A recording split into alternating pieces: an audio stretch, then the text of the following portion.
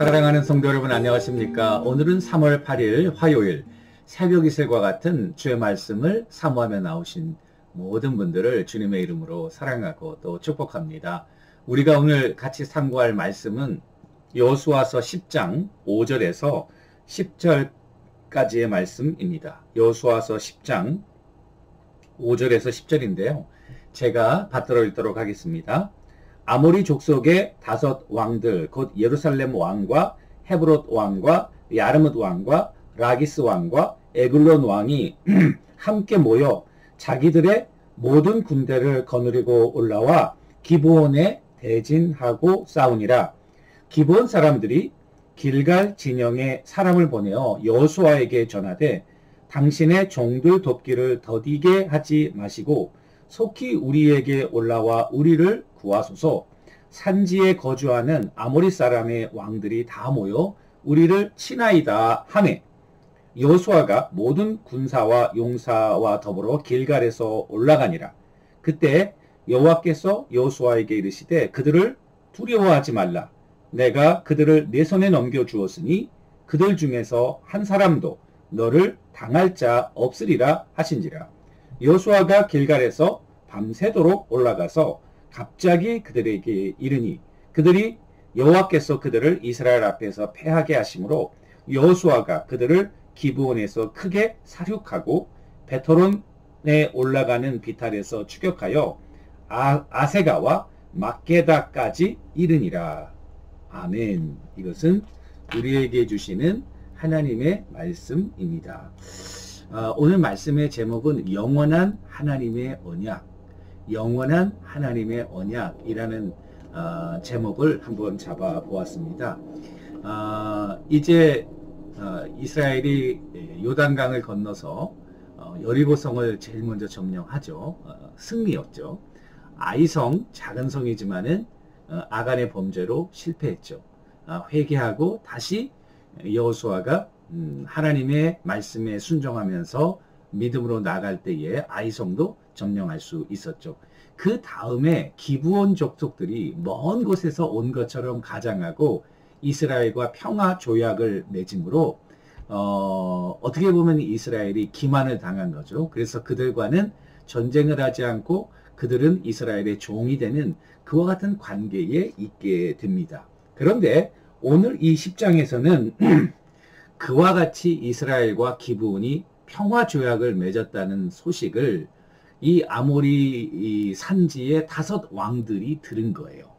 그런데 그 5 왕들 중에 가장 주도적인 역할을 했던 왕은 지금의 예루살렘 여부스 족속에 오늘 말씀해 보시면은 여부스 족속의 이름이 아도니세덱, 예루살렘 왕 아도니세덱이라 이렇게 되어 있습니다.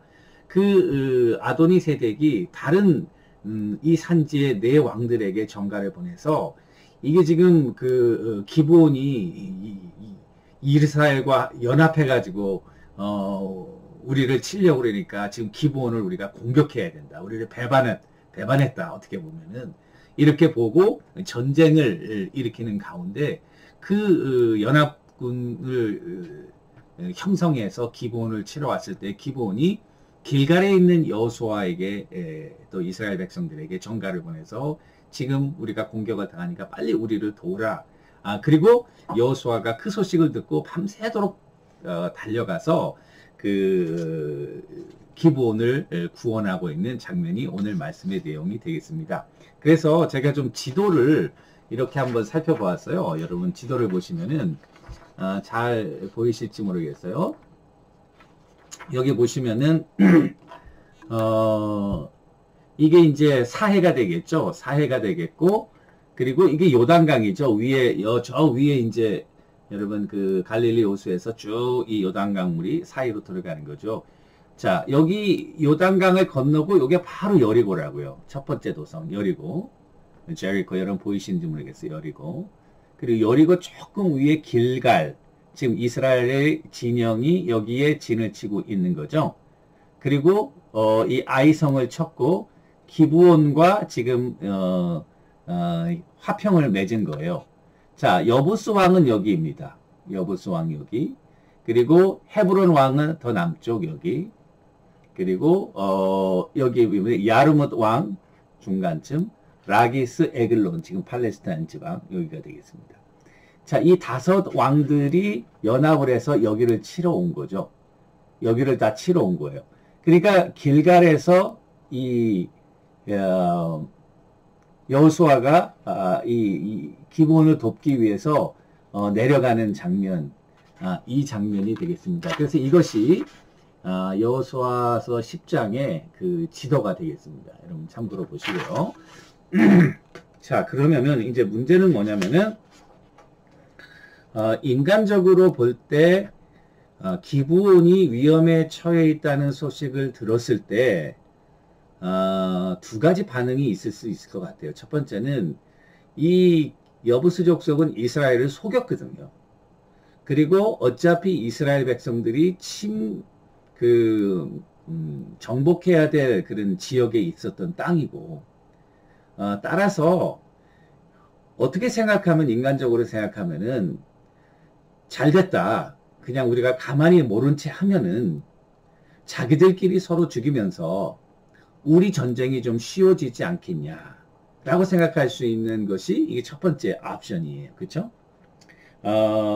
그리고 두 번째 옵션은 언약을 맺었기 때문에 하나님과의 관계에서 언약의 백성으로 같이 언약을 맺었기 때문에 그 언약은 영원한 언약이기 때문에 비록 그들이 이스라엘을 속여서 맺은 언약이지만 하나님 앞에서 맺은 언약이기 때문에 이 언약을 지켜야 한다는 것이 두 번째 옵션입니다.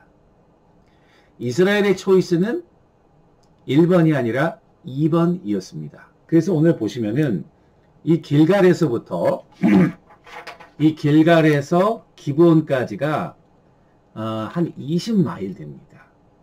그런데 이 기브온이 급했는 모양이에요. 그러니까 전갈을 보내고 전갈이 아마 오후나 돼서 도착했겠죠.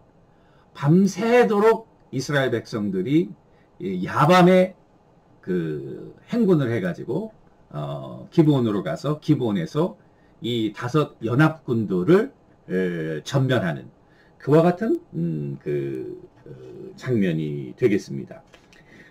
그러면은 이스라엘 백성들이 왜 그 거짓으로 맺은 조약인데 지켰느냐라고 할 때, 하나님과의 언약은 영원한 언약이기 때문에 반드시 지켜야 한다는 그와 같은 그 언약 사상이 이스라엘 백성들에게는 있었다는 거죠.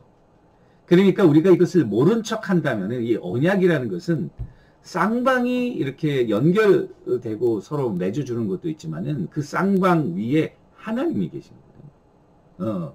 우리가 이스라엘이 아브라함과 이스라엘과 기브온이 언약을 맺었다. 그 위에는 하나님이 계신 거예요. 그 하나님 앞에서 맺은 언약이기 때문에 이 언약을 깬다는 것은 하나님과의 언약을 깨는 것과 같은 것이죠.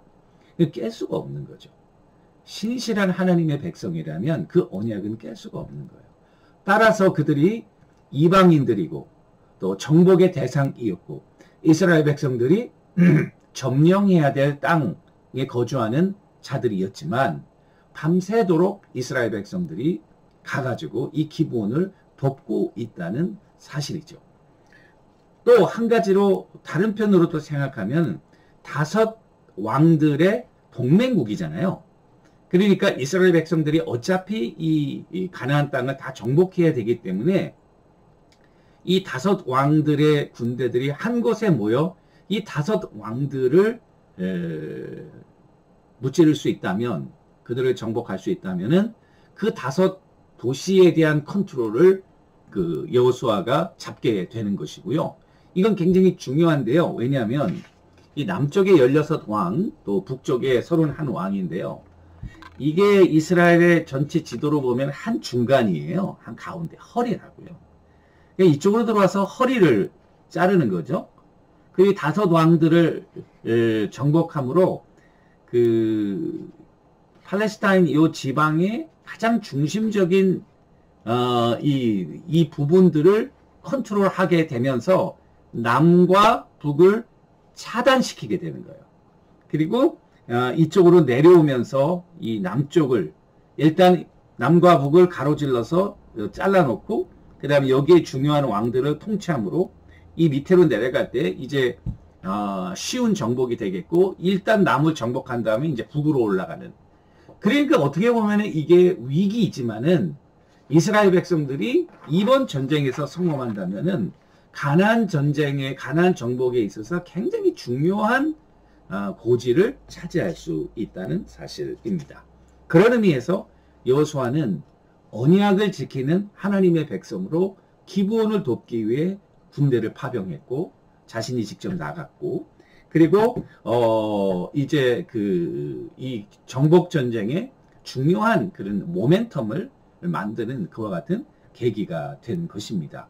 그래서 이 전쟁을 했는데 사실은 이 전쟁을 어프로브 하시고 이 전쟁을 승리로 이끄신 분은 이스라엘도 아니고 기브온도 아니고 하나님이셨습니다. 그래서 하나님이 두 가지 기적적인 일을 11절과 13절, 14절에 보시면 알겠지만 우박을 보내서 우박에 의해서 죽은 사람들이 칼로 죽은 자보다 더 많았다라고 이야기를 하고 뒤에 보면은 태양과 달이 멈춰서 계속적으로 전쟁을 할 수 있도록 하나님이 이 기적적인 역사를 베푸셨다는 것이죠. 하나님의 언약을 지키려는 그와 같은 순종 속에 하나님의 기적의 역사가 나타나고 하나님과의 한 번 맺은 언약은 영원한 언약이 된다는 사실을 우리들에게 보여주는 것입니다. 그래서 지난번 제가 여호수아서 9장에서 말씀드렸죠. 그래가지고 그 기브온 족속들의 행적이 도대체 어떻게 되느냐. 제가 다시 한번 오늘과 연관해서 주제와 연관해서 말씀드릴게요. 바벨론 포로 시절 그러니까 주전 586년에 이스라엘이 망할 때 이 기브온 족속들은 다 이디오피아 쪽으로 피난 갔다 이렇게 되어 있고요. 그 이디오피아의 옛 이름이 보니까 아비시니아 그래서 Jew of Abyssinia 이 사람들은 여부스족 기브온 족속이 아니라 Jew of Abyssinia 아비시니아의 유대인들이다라고 이야기를 했고요. 그리고 1985년에 얼마 전이죠. 1985년 몇십 년 전인데요. 이디오피아에 내란이 일어나서 이들이 다 죽게 되었어요. 그때 이스라엘 정부는 오퍼레이션 모세스 이름으로 그 Jew of Abyssinia라고 하는 사람들을 구출 작전을 펴서 2007년까지 약 9만 명을 이주시켜 현재 이스라엘에 살고 있다는 사실입니다. 지금 9만 명이 훨씬 넘었겠죠. 자, 그럼 보세요. 이게 여호수아 때 이런 정복전쟁이 일어서 기브온을 구했잖아요. 그리고 주님 오신 지 2000년이 지나도 이들이 위험에 처했을 때 이스라엘이 오퍼레이션 모세스를 통해서 이들을 또 구하고 있다고요. 왜 구했을까요? 언약의 백성이에요. 이들도 주다는 거죠. 그러니까 이게 하나님의 언약은 영원하다라고 여러분들이 우리가 알 수 있고요. 그 언약의 내용은 뭔가 자기의 백성들을 구원하시고 보호하시는 거예요. 여러분들과 제가 하나님의 자녀가 되었다면 그 자녀는 그 언약의 약속은 영원하다는 거예요. 우리의 상황과 우리의 처지와 형편을 떠나서 하나님은 영원토록 자기의 자녀들을 지키시고 보호하시는 우리의 영적 아버지가 된다는 사실입니다. 오늘 이 말씀을 한번 가슴에 새기면서 하나님의 놀라운 은혜를 감사하고 그리고 이 언약을 붙들고 오늘도 믿음으로 승리하시는 여러분들과 제가 되기를 주님의 이름으로 간절히 축원합니다. 기도하겠습니다.